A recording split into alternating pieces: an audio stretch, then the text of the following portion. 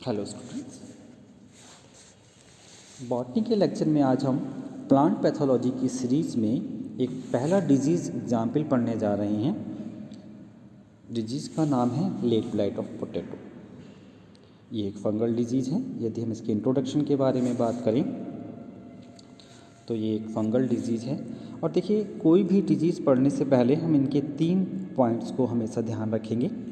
एक तो ये डिजीज़ कौन सी है, डिजीज़ का नेम, और ये डिजीज़ का कॉजल एजेंट कौन है, यानी कि डिजीज़ का पैथोजन कौन है, ये डिजीज़ किससे होती है, और डिजीज़ के सिम्टम्स क्या होते हैं, डिजीज़ को क्या बोलते हैं, होस्ट डिजीज़ कौन से पार्ट को ये इन्फेक्ट करती है, और होस्ट का नाम क्या है। होस्ट का नाम जानेंगे। होस्ट इसमें है पोटैटो यानी कि सोलेनम ट्यूबरोसम। पैथोजन का नाम डालेंगे जो है फाइटोप्थोरा इन्फेस्टेंस, जो एक फंजाई है क्लास ओमाइसिटीज का। डिजीज़ का नाम जानेंगे। डिजीज़ है लेट ब्लाइट ऑफ पोटैटो, और ये डिजीज़ का जो इन्फेक्शन होता है वो सभी एरियल पार्ट्स पर हो सकता है। तो किसी भी डिजीज़ को शुरू करने से पहले इन 4 पॉइंट्स को हम ध्यान में रखेंगे: होस्ट, पैथोजन, डिजीज़ और पार्ट इफेक्टेड। अब इसकी थोड़ी सी हिस्ट्री की बात यदि हम करें तो ये डिजीज़ अपने आप में बहुत एक इम्पॉर्टेंट डिजीज़ है, क्योंकि इस डिजीज़ से एक ऐतिहासिक अकाल पड़ चुका है, जिसे हम आयरलैंड फेमाइन ऑफ पोटैटो के नाम से जानते हैं। 1840 में ये आयरिस फेमाइन के लिए रिस्पॉन्सिबल है। और इसका जो पैथोजन है फाइटोप्थोरा इन्फेस्टेंस, सबसे पहले एमजी वर्कले ने 1846 में डिस्क्राइब किया, और इसको जो फाइटोप्थोरा नाम दिया वो एंटोन डी वेरी ने 1878 में दिया।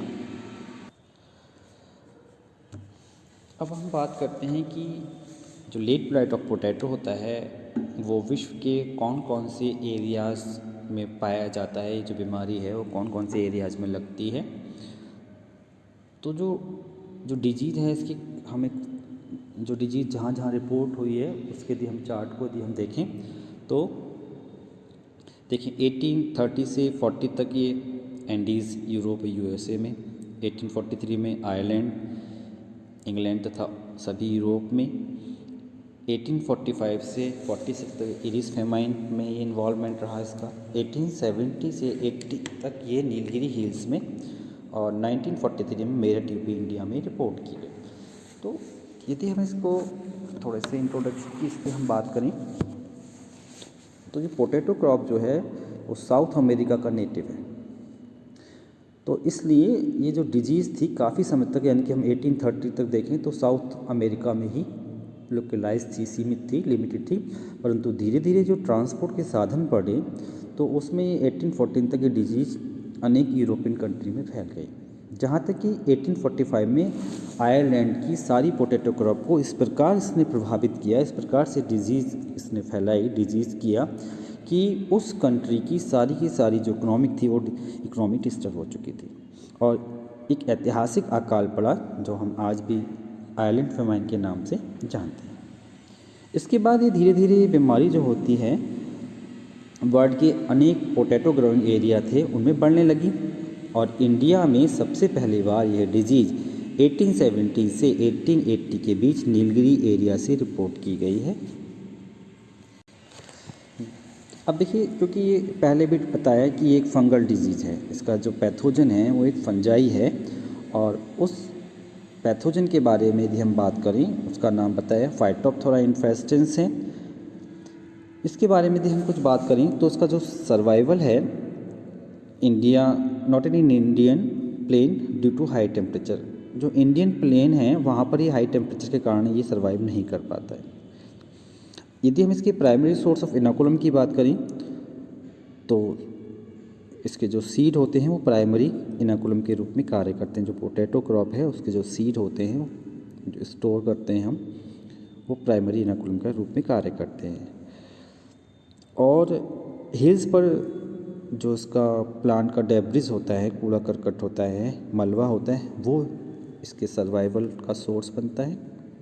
और इसके जो कोलेटरल होस्ट हैं वो सोलेनम नाइग्रम, धतूरा, स्ट्रोमोनियम इत्यादि जाती हैं, ये भी सोलेनेसी फैमिली को ही बिलोंग करती हैं। देखिए, जो पैथोजन है वो फंगल है, इसलिए इस पैथोजन का हमें सिस्टमेटिक पोजीशन जानना भी आवश्यक हो जाता है। हम इसके सिस्टमेटिक पोजीशन यानी किसी क्लासिफिकेशन की भी बात करेंगे। देखिए, सिस्टमेटिक पोजीशन यदि हम इसको देखें,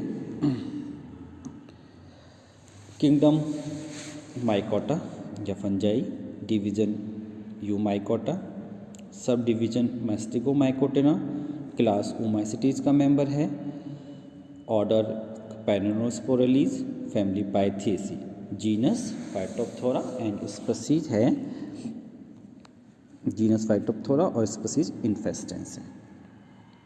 तो ये इसकी सिस्टमेटिक पोजीशन हो गई, kingdom, division, sub division, class, order, family, genus and species. Oomycetes class को ये बिलोंग करता है। तो ये रहा इसका सिस्टमेटिक पोजीशन।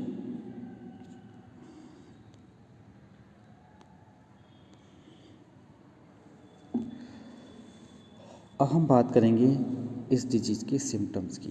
जो अभी बताया था कि जिसके इफेक्टेड पार्ट हो सकते हैं, जो जहाँ जहाँ इन्फेक्शन होता है वो इन्फेक्शन सभी एरियल पार्ट्स में और अंडरग्राउंड पार्ट्स में हो सकता है। इवन कहते हैं पोटैटो ट्यूबर भी इससे इन्फेक्ट होता है। तो हम सिम्टम्स की यदि बात करें तो इस डिजीज़ के जो फर्स्ट तथा स्पष्ट सिम्टम्स हैं, इन्फेक्टेड होस्ट प्लांट की लीफ पर छोटे बड़े हाइड्रोटिक स्पॉट के रूप में शो होते हैं, water soaked light yellow to light green spot. और एक बात, सबसे महत्वपूर्ण बात जो इसमें हमें जान लेनी है, जैसे लेट ब्लाइट ऑफ पोटैटो इस डिजीज़ को नाम दिया गया है, तो यदि एक बात कहीं जनरेट होती है कि इसको लेट ब्लाइट ऑफ पोटैटो ही क्यों कहा जाता है, तो क्या जवाब हमारे पास होना चाहिए? डिजीज़ अपीयर एट फ्लावरिंग और लेट स्टेज। तो ये जो डिजीज़ होती है ये जब होस्ट प्लांट में फ्लावरिंग स्टेज आती है तब अपीयर होती है, इसलिए हम इसको लेट ब्लाइट ऑफ पोटैटो कहते हैं। तो ये बात चल रही थी कि water soaked light yellow light green spot infected पत्ती पर दिखाई देते हैं, लोअर सरफेस पर भी ब्राउनिश और ब्लैक स्पॉट दिखाई देते हैं, लीफ ब्लाइटेड हो जाती है, लीफ सिकुड़ी हुई दिखाई देने लगती है, झुलसा रोग भी इसको इसीलिए बोलते हैं, झुलसा रोग होती है। और यदि टेम्परेचर फेवरेबल है तो पूरी पत्ती पे डिजीज़ फैल जाती है और प्लांट 4 से दिन में जो 1 से 4 दिन के अंतर्गत प्लांट पार्ट जो होते हैं वो रॉटेड गले हुए दिखाई देने लगते हैं।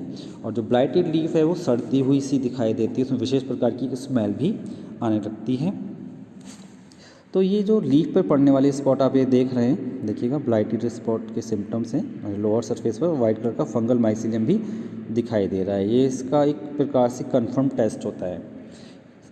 ब्राउन स्पॉट के साथ यदि आउटर मार्जिन पर वाइट कॉटनी माइसीलियम भी ग्रो करते हुए दिखाई दे तो ये समझिएगा कि ये इस डिजीज़ का कंफर्म टेस्ट है।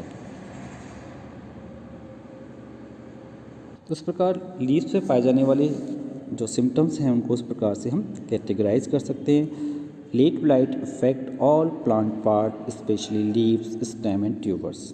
On leaves the initial symptoms appear as pale green water soaked spot mostly on the margin and tips. In moist weather, spot may appear anywhere on the leaves, enlarge rapidly and turn necrotic and black, killing the entire leaves instantly. On the corresponding lower side, whitish cottony growth containing millions of sporangia form around the dead area in a ring pattern. जैसे भी बताया कि जो white cottony growth है ये इस disease का confirm test है कि इस पर्टिकुलर प्लांट में लेट ब्लाइट डिजीज़ लगी हुई है और ये फंगल डिजीज़ है। अब हम बात करते हैं स्टेम पर होने वाले symptoms. On stem light brown lesions develop which elongate and encircle the stem and petioles, breaking them and killing the plant leaves instantly. Stem infection is more severe under high temperature and relative humidity condition. High temperature और relative humidity condition में हम ये बोल सकते हैं कि ये जो पैथोजन है स्टेम को भी इन्फेक्ट कर सकता है और स्टेम पर भी लाइट ब्राउन स्पॉट डेवलप हो जाते हैं जो पेट्यूल्स पर भी दिखाई दे सकते हैं। इस प्रकार से सिम्टम्स दिखाई देंगे। इन्वायरमेंट ड्राई है तो जो टैन कलर के स्पॉट हैं वो इस प्रकार से स्टेम पर भी दिखाई देने लगते हैं। देखिएगा बिल्कुल ब्राउन से स्पॉट और इस पे भी कॉटनी माइसिलियम बहुत स्पष्ट दिखाई दे रहा है। देखिएगा ये देखिए ये जो कॉटनी माइसिलियम है ये ब्राउन स्पॉट दिखाई दे रहे हैं, ये कॉटनी माइसिलियम और ये पूरा पोर्शन स्टेम वाला पोर्शन है जिस पर ये इन्फेक्शन दिखाई दे रहा है। तो ये रहे स्टेम पर होने वाले सिम्टम्स। अब हम देखेंगे symptoms on tuber. The surface of tuber has hard depression with purplish tinge on the side, rusty brown discolouration of the flesh is a typical symptoms. यदि हम देखें ट्यूबर पर इसके सिम्टम्स को देखें तो ट्यूबर्स पर कुछ डिप्रेशन तो होते ही हुए पर्पल टिंग कलर की, साथ ही साथ जो उसके अंदर का गूदा है फ्लैश है वो एक उसका डिकलरेशन रस्टी ब्राउन कलर के वो हो जाते हैं, वो इसका एक कंफर्म टेस्ट हो जाता है। और जो पोटैटो होते हैं श्रंकिन हो जाते हैं और ये इन्फेक्शन बहुत सीवियर कंडीशन में होता है, लेट स्टेज पर होता है।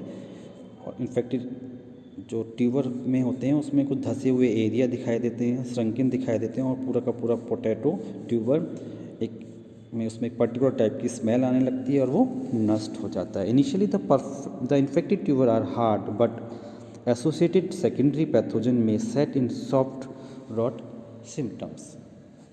तो इस प्रकार हम देख रहे हैं कि ट्यूबर्स में इसके सिम्टम्स हो सकते हैं। ट्यूबर्स पर इसके हमने सिम्टम्स देखें इस प्रकार से दिखाई देंगे। देखिएगा ये जो ब्राउन कॉर्न स्पॉट दिखाई दे रहे हैं ये ऐसे डिप्रेशन से दिखाई देने लगते हैं बीच बीच में, ये जो दिखाई दे रहे हैं।